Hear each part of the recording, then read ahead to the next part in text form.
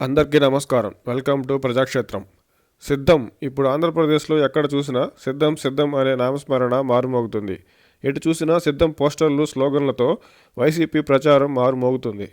ఒకవైపు టీడీపీ అధినేత చంద్రబాబు గారు రా కదలిరా అంటుంటే, మరోవైపు లోకేష్ గారు శంఖారావం అంటూ వరుసగా సభలు పెడుతూ ప్రచారంలో దూసుకుపోతున్నారు. అయితే జగన్మోహన్ రెడ్డి గారు సిద్ధం సభతో వైసీపీ శ్రేణులను రాబోయే ఎన్నికలకు సమాయత్తం చేసే పనిని మొదలుపెట్టాక టీడీపీ సభలకు మించి సిద్ధం సభలు ప్రచారం పొందుతున్నాయి. అందుకు కారణాలు ప్రధానంగా వైసీపీ భారీగా చేస్తున్న జన సమీకరణ ఒకటైతే, సిద్ధం సభ తర్వాత మరిన్ని రోజులు ఆ సభ చుట్టూ ప్రజల్లో చర్చ, సోషల్ మీడియాలో ప్రచారం నిర్వహించడమే.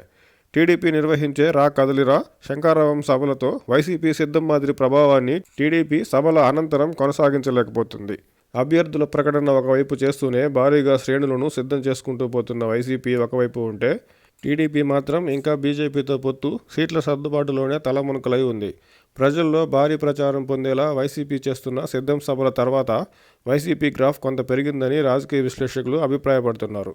టీడీపీ, జనసేన పార్టీలలో మాత్రం పూర్తి స్థాయిలో అభ్యర్థులు ప్రకటించకపోవడం అడ్డుంచితే, ప్రత్యేక హోదా ఇవ్వని బీజేపీతో పొత్తు ఎందుకు అని పవన్ కళ్యాణ్ గారు ఎంపీగా పోటీ చేసి కేంద్రంలోకి వెళ్తారనే చర్చలు విరివిగా జరుగుతున్నా, టీడీపీ నుంచి కానీ జనసేన నుంచి కానీ వివరణ లేకపోవడంతో కార్యకర్తల్లో గందరగోళం, ప్రజల్లో కూటమికి కాస్త ప్రతికూలంగా మారుతుంది.